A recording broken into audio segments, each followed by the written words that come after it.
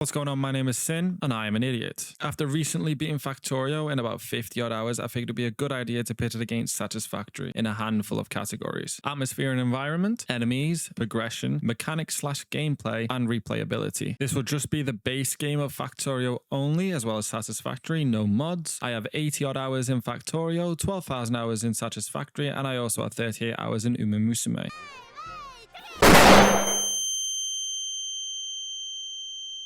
Each subject will have a ranking out of 10. This will be my personal opinion on what these subjects are. Your opinion may differ, your opinion may not, but this is how I feel right now.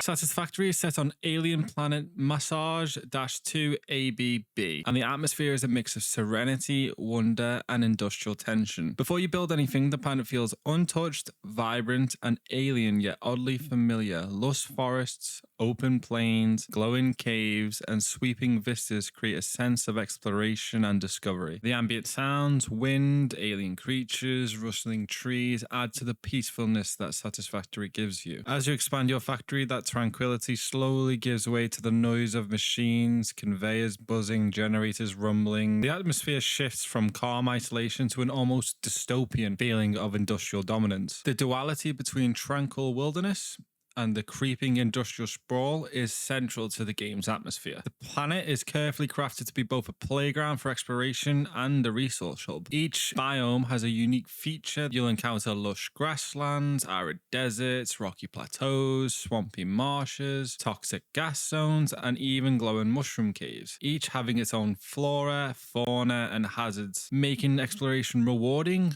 but also strategic. Certain biomes are easier for early setups, whilst others are harder and require late game materials. The plant life is both decorative and functional. Some plants yield biomass, which can help start your generators early on in the game, while others give you poison gas, which are just annoying. The wildlife can range from passive creatures like the lizard dogs, which if you feed them and you get them on your side can also bring back some goodies, to hostile creatures that guard resources, blocking you from expanding. This makes the environment feel alive and not just static. The lighting and atmosphere shift over time. Sunsets drench the land in warm tones, nights feel isolating and eerie. The game is never aggressively hostile, but there's a subtle tension in being a lone worker industrialist on a strange planet. The environment makes you feel both small and powerful. Small compared to the nature scale, powerful in your ability to industrialize it. The atmosphere and environment of Satisfactory are a careful balance between relaxation and intensity. At times it feels like a meditative exploration game, at others it feels like a commentary on industrial revolution. Players often find themselves torn between admiration for the natural beauty of Satisfactory or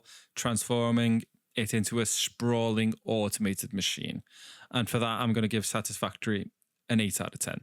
Factorio has a gritty, utilitarian, and survival-driven atmosphere. From the very beginning, you're stranded on an alien planet with nothing but a few tools and your wits. The planet feels hostile from the outset. There's no sense of peace, only survival and production. From the narrative perspective, crash landing and needing to rebuild infrastructure to escape creates a constant undertone of urgency. The game's aesthetic reinforces efficiency, expansion, and raw productivity. The hum of machines, sprawling conveyor belts, and glowing furnaces overwhelm the natural world. Feels less like a clash with nature, as in Satisfactory, and more like inevitable industrial dominance. Unlike Satisfactory, where threats are sparse, Factorio's biters are ever present. Their aggression escalates as your pollution spreads, giving the atmosphere a sense of creeping danger tied directly to your progress. The world of Factorio is procedurally generated, designed more around functionality and gameplay flow than handcrafted vistas. Still, its environment shapes the tone and experience. The terrain includes forests, deserts, swamps, lakes. They're less about wonder and more about, oh, what obstacle do I have to clear to get to this next resource? Trees slow down expansion, but also absorb pollution, so they are both helpful and a curse. Deserts leave your factory exposed, and lakes force rerouting or bridging or getting rid of the whole thing entirely. The only animals really are hostile aliens.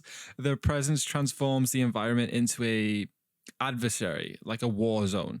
You're not just building in the world, you're actively fighting for dominance. Perhaps the most defining environmental feature would be your machines when they spew pollution clouds, which spread across the map. Once pollution reaches alien nests, they attack. The mechanic ties industrial growth directly to environmental consequences, reinforcing the game's grim industrial atmosphere. The art style is more utilitarian and less stylized compared to Satisfactory. Colors are muted, earthy, and industrial. Rust, smoke, and steel dominate. It feels functional rather than beautiful, emphasizing the pragmatic engineer's mindset. Audio focuses heavily on machine noise, gunfire, and alien screeches. Ambient sound is sparse, reinforcing isolation. The music is atmospheric, sometimes haunting, often looping in ways that emphasize the mechanical grind rather than relaxation. The atmosphere and environment of Factorio could best be described as an industrial survival horror disguised as a logistics puzzle. It's not terrifying in the traditional sense, but there's an oppressive undertone. The environment resists you, pollution provokes hostility, and every expansion feels like both progress and encroachment. Where Satisfactory balances awe within industry, Factorio leans entirely into the grind and the consequences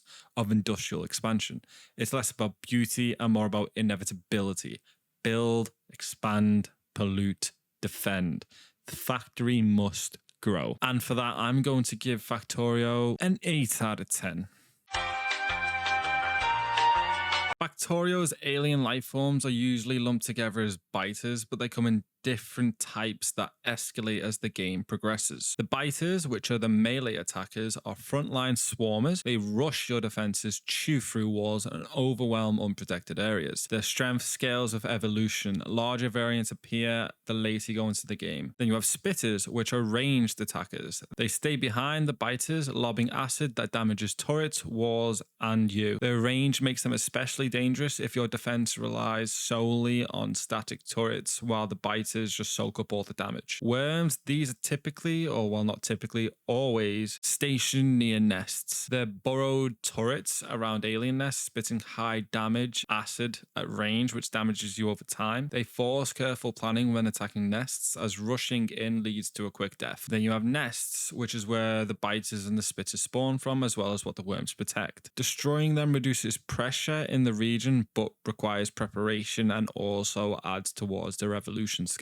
The enemies in Factorio aren't just a background threat. They're mechanically tied to your pollution output and expansion strategies. Their main challenges are pollution response. Pollution clouds spread from your factory over time. Once it reaches alien nests, they launch attacks. The bigger and dirtier your factory, the more frequent and intense said attacks are. This creates a constant push-pull, expand factory and pollute versus staying hidden and stagnating. Enemies evolve based on both time and pollution absorbed. Small biters give way to medium, large, and then eventually behemoths. This forces continual upgrades to weapons, armor, and defenses. You can't stick with early game turrets forever. Trust me, I tried. Then you have resource pressure. Defending against attacks consumes ammo, fuel, turrets, and later advanced resources. Pushing out to destroy nests require vehicles, explosions, tanks, or coordinated automation of war supplies. Expanding to new ore patches often means clearing heavily infested zones, creating a direct conflict between survival and growth. Attacks rarely come from one direction. Your pollution cloud expands unevenly, meaning multiple threats must be handled. This introduces logistical challenges, walling, turret placement, power supply, and automated ammo logistics.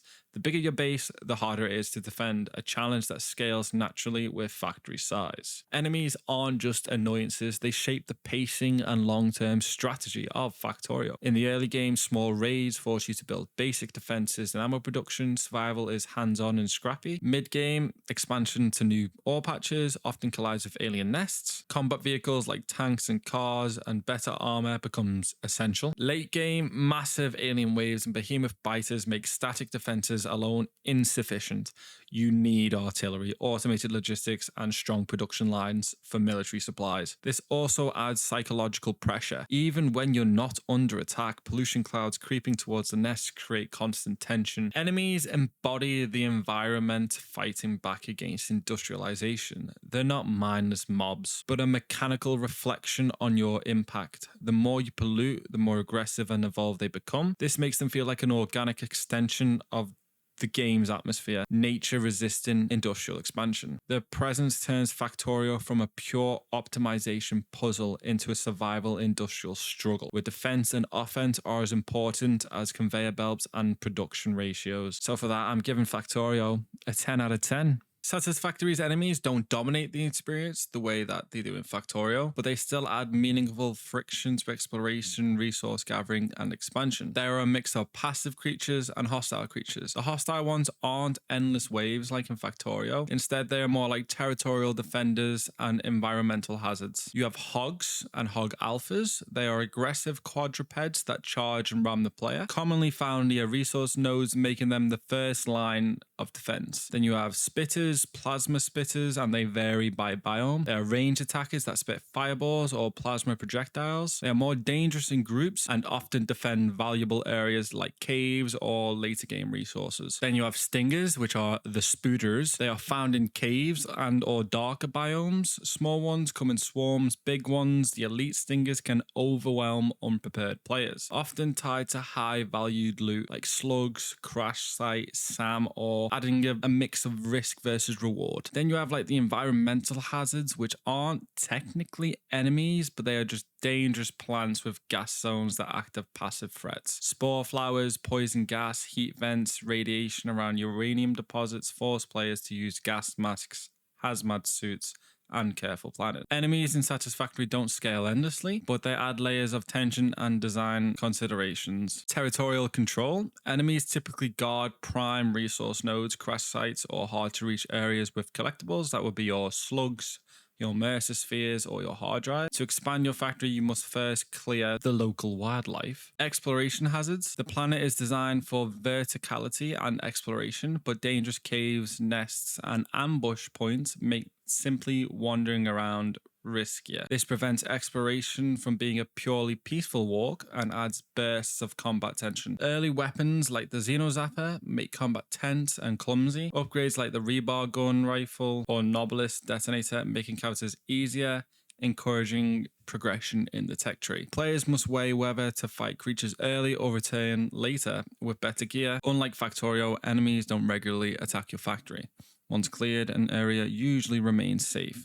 The challenge is front-loaded. Encounters disrupt exploration but don't interfere too much with logistics once you've secured your area. Hazards like poison gas or radiation often overlap with enemy nests, making encounters more complex. Some areas require both combat skill and equipment, which would be your gas masks, filters, or hazmat suits, to access them safely. Enemies in Satisfactory aren't designed to be overwhelming threats. Instead, they reinforce the alien, untamed nature of the planet, add spikes of tension in an otherwise calm or methodical game, gatekeep progression, which would be your resources, collectibles, and exploration rewards, and they prevent the world from feeling empty. There's always a reminder that you're not alone. Where Factorio's enemies are constant, escalating war, Satisfactory's enemies are situational guardians and environmental hazards. They challenge exploration and early expansion, but rarely threaten large-scale factory operations once they're cleared. They're more about moment-to-moment tension and pacing than ongoing survival, adding bursts of combat to break up the building and exploration loop without overshadowing the game's core identity as a creative industrial sandbox. So for that, I'm going to give the enemies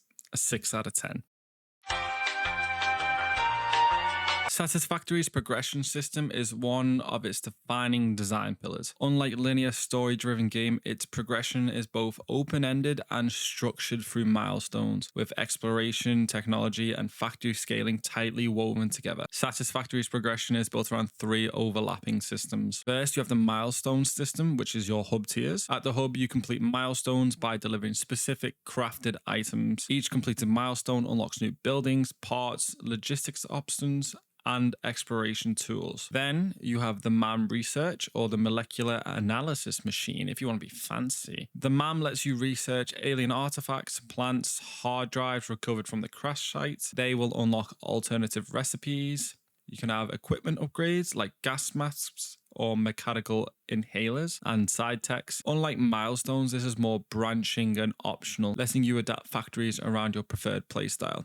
You don't have to use the MAM. You could if you like. You gain a lot of benefited stuff from it, so I would always say do the MAM as early as you can. Then lastly, you have the space elevator. Certain higher tier milestones are locked behind delivering massive quantities of advanced parts to the space elevator. These project parts represent major leaps in industrial complexity, forcing you to scale production lines significantly. They act as progression gates, ensuring you can't rush late game tech without investing in factory expansion. Progression in Satisfactory emphasizes industrial escalation. You have your handcrafting, which is your early game. You craft items by hand. Quickly, the game will nudge you into automating with miners, smelters, and constructors. The shift from manual work to self-running systems is the first big leap in progression. Then you have your simple logistics and your complex networks. At first, conveyor belts and storage containers suffice. Later, splitters, mergers, conveyor lifts, and eventually trains, trucks, and drones, hypertubes come into play. This introduces not just scaling, but logistical optimization as a progressive goal. Local building and your planetary expansion. Early factories can stay compact. Mid to late game requires expanding to distant biomes for oil, uranium, and rare materials. This ties progression directly to exploration, encouraging players to engage with the planet's scale and the map size. Basic energy to advanced power systems, biomass to coal to oil to nuclear. Each transition is a challenging spike requiring rethinking infrastructure and scaling, but also give a massive boost to your power production. Going from coal to oil, I think I went from about 4,500 watts to about 60. The progressive system isn't just about unlocking new toys. It's about overcoming friction points that naturally arise as you scale. Every new tier demands exponentially more parts, forcing efficiency upgrades and reworks of earlier factory lines. Spatial complexity. Expanding factories need more space, better layouts, and vertical solutions, because you can go up and down in Satisfactory. It's not just side to side. Then that also comes with power demands. New machines strain the power grid, requiring constant upgrades and new energy infrastructure. Then you've got exploration hazards again. Unlocking higher tier resources like oil or uranium means venturing into more dangerous areas with the hostile creatures than your alphas and the gas zones and the radiation poisoning. Progression isn't just mechanical, it shapes the way you feel the game. Early game feels like survival engineering in a pristine wilderness. Mid game feels like industrial sprawl as machines spread and hum with life. Late game feels like mega scale industrial domination where trains and nuclear plants reshape the planet itself. Pacing is deliberate, calm, discovery driven. Early hours give way to overwhelming but satisfying complexity later. Overall, Satisfactory's progression system is best described as a layered escalation of complexity, balancing freedom with structural goals. Milestones give clear directions. The MAM and exploration provide flexibility and optional depth. Space Elevator enforces scaling and industrial mastery. Together, they create a progression experience that feels both guided and player driven, ensuring the journey from handcrafting screws to operating nuclear-powered mega factories is as rewarding as the destination. So for that, I'm going to give Satisfactory's progression an 8 out of 10. Factorio's progression system is one of the most elegant aspects of its design. Unlike Satisfactory, which has a mix of linear milestones and exploration, Factorio's progression is deeply tied to automation, scaling, and research, with survival and efficiency as its driving forces. Just like Satisfactory, the backbone of progression in Factorio revolves around 3 main pillars, I would say. Number 1, your manual to automated production. Early game starts with handcrafting and a few basic machines, your stone furnaces, your inserters, that quickly shifts into automating smelting, assembly, and power generations. First leap in progression, I would say, is the psychological shift from making items by hand to designing self-sustaining production lines. The second thing would be the technology tree, your research and your science packs. The tech tree is unlocked by feeding science packs into laboratories. Each science pack tier, that being red, green, black, blue, yellow, purple, white, represents a new level of complexity in the production chains that each require a hell of a lot more resources than the previous one, pushing players to scale factories exponentially to sustain research throughput, or if you want to hit that 1 million SPM an hour. And number 3 would be your rocket launch, or the end goal of Factorio. The ultimate objective is to launch a rocket with a satellite, unlocking infinite space science. This is the narrative and mechanical capstone. By this stage, your factory must be producing at a massive industrial scale. Post-rocket, progression shifts into optimization and infinite research loops. Factorio's progression emphasizes efficiency, scale, and inevitability. Simple chains go to complex interdependencies. Early, smelt ore into plates, craft simple machines. Later, manage oil cracking, circuit production, and multi-tiered components that feed into each other. Basic logistics go to networked infrastructure, starts with inserters and conveyor belts, progresses to trains, logistic bots, and fluid systems, enabling continent-spanning supply chains. Survival goes to dominance. Early game feels fragile. You scramble for resources while fending off biters. Mid-game stabilizes as walls, turrets, and better weapons to secure your territory. Late game transforms into an industrial powerhouse capable of overwhelming nature itself. Factorio introduces new challenges at each stage of the game, forcing adaptation and deeper system mastery. I have not mastered anything, but this is just what my take is. You have your scaling of production. Every new science pack tier increases resource demand a lot. The player must constantly expand and reconfigure their base, or make entirely new bases dedicated to new resources unlocked through research. Then you have the pollution on enemies. Industrial growth produces pollution, which provokes stronger alien attacks. Military tech progression becomes unavoidable. Then you've got logistic bottlenecks. Moving resources efficiently becomes the main struggle. Conveyor congestion, spaghetti, train routing, and throughput optimization become mid/late game puzzles, you could say. Then you got power demands. Steam power suffices early game, but solar and nuclear, and you can also say efficiency modules, are required to keep up with the industrial growth. Finally, you got complex recipes. Advanced materials like blue circuits, rocket parts, or science packs require multiple layers of production chains, demanding careful factory designs. Or you could just wing it and hopefully it works, which is what I did. Again, just like Satisfactory, progression isn't just mechanical, it also defines the feel of the game. The early game survivalist, scrappy, hand-feeding machines, patching together small bases while fending off biters. Mid-game is just basically industrial chaos. Belts, trains, pollution crowds, and defense systems sprawl all across your factory and becomes like this living type of organism. In the late game, it's just efficiency.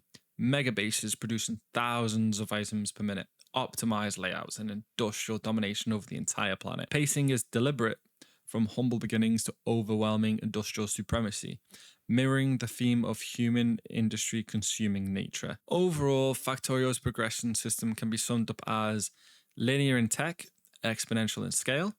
Each science pack pushes players to rebuild or expand.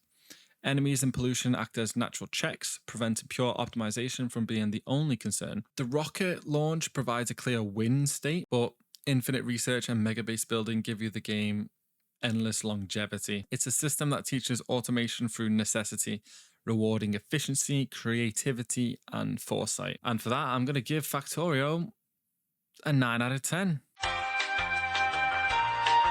Satisfactory's mechanics and gameplay are where its identity as a 3D, first-person factory builder really shines, compared to Factorio's top-down, efficiency-driven systems.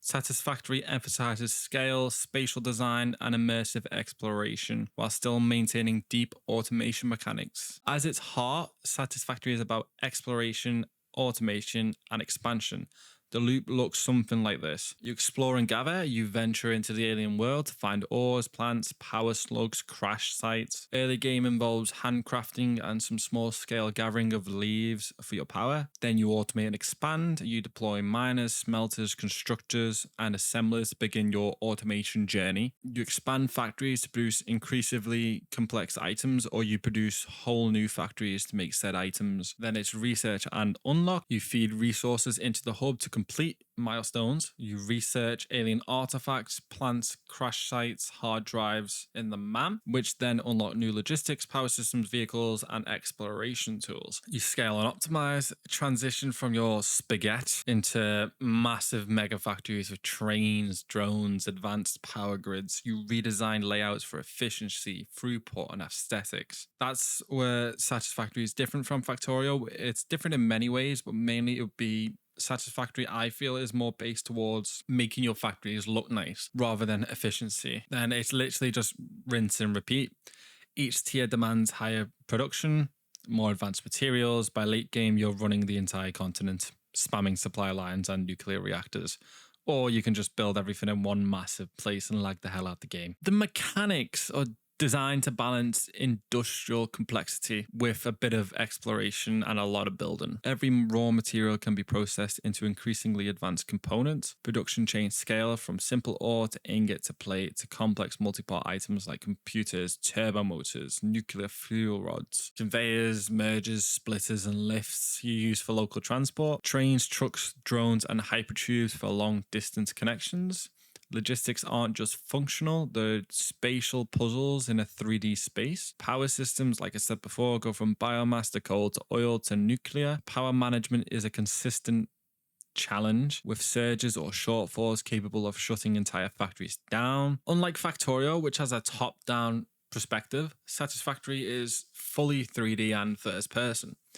Vertical building is crucial. Factories often sprawl upward with conveyor lifts, stacked floors, and sky-high structures. Not too high, there is a sky limit. For mobility, you have jetpacks, blade runners, zip lines, hypertubes, vehicles, which all expand your movement options. These tools both make exploration and factory navigation faster and more satisfying. You can use the zip lines to go up and down floors really quickly if you make your power poles visible from floor to floor. Moment-to-moment experience of playing Satisfactory has a distinctive rhythm. Early game, scrappy survival. You handcraft screws, set up biomass burners, battle the wildlife while building your first couple of production lines. Mid-game, it's just chaos again. Conveyor webs stretch everywhere. Coal and oil power ramp up and trains start crisscrossing landscapes. In the late game, you got grand engineering projects, nuclear power, mega factories, drone networks, and the player orchestrates every single part of this. The perspective shift between first person, immersive, 3D makes even simple machines feel massive and awe-inspiring while also making layout and space management more challenging than in a top-down factory game. Every mechanic reinforces the game's theme of industrial colonization versus alien wildlife. Satisfactory's gameplay can be summed up as first-person factory building, immersive large-scale construction with hands-on interaction, spatial engineering puzzles, 3D layouts, vertical factories, logistical design challenges, an exploration sandbox, alien world full of resources, collectibles, and so forth. Where Factorio feels like a 2D puzzle of efficiency under pressure, Satisfactory feels like a 3D industrial sandbox, balancing awe, creativity, and scale. I'm going to give Satisfactory an 8 out of 10. Factorio's mechanics and gameplays are what make it a cult classic. They are tightly interwoven around the idea of automation, efficiency, and survival pressure.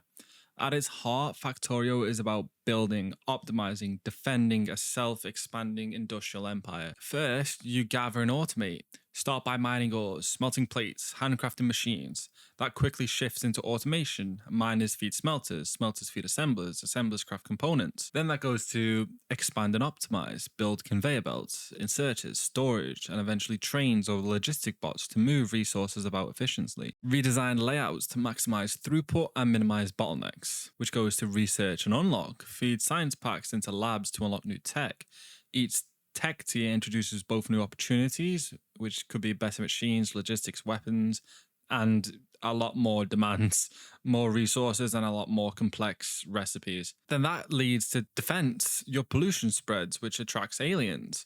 You must research military tech, set up defenses, some walls, some turrets, some flamethrowers, and sometimes preemptively clear those nests if they're getting a bit too close. The balance between expansion and defense keeps the tension alive for pretty much the entire game. And then finally, you just scale and dominate. The progression pushes you towards building mega factories capable of producing thousands of items per minute.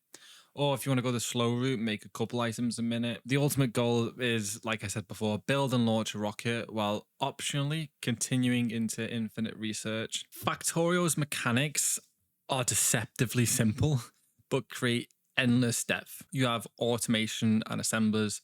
Every item can be automated, but production chains require planning. Simple inputs, iron, copper plates, eventually feed into multi-layered recipes. That would be your circuits, your modules, or your rocket parts. You got logistics systems, your conveyor belts. They go to splitters, they go to trains, they go to logistics/construction bots. Logistics are a progression path in themselves, from clunky belts to AI-driven systems. Pollution is a core mechanic of the game. Each machine emits pollution, which spreads across the map. Pollution provokes alien attacks, turning industrial growth into an environmental consequence, forcing players to weigh efficiency versus survival. But even if you haven't got your pollution crowds reach into these closer nests, the biters can still come closer to you by forming expanding parties every now and again and slowly looking for a place to expand. You got your power management. You go from steam engines to solar panels to nuclear power. Growth always strains the power grid, demanding upgrade and balancing. Combat and defense. Enemies don't attack consistently, but escalate with pollution and time. And just like I said, they can randomly attack by finding your base through an exploration party, which happened to me a bunch of times and it was annoying the hell out of me. Iterative rebuilding is part of the gameplay, not a failure state. Just because something isn't working well doesn't mean you've failed. As long as you're producing it, that's all that matters. Play it your own way, don't play it however people want you to play it. Factorio's gameplay has a unique rhythm. Early game, tense, hands-on survival. You run around feeding machines and fending off small biter raids or going and clearing them out yourself. Mid-game, controlled chaos. Conveyors go everywhere, pollution spreads, enemies grow stronger, the base feels alive but fragile, timid. Late game, just industrial dominance again.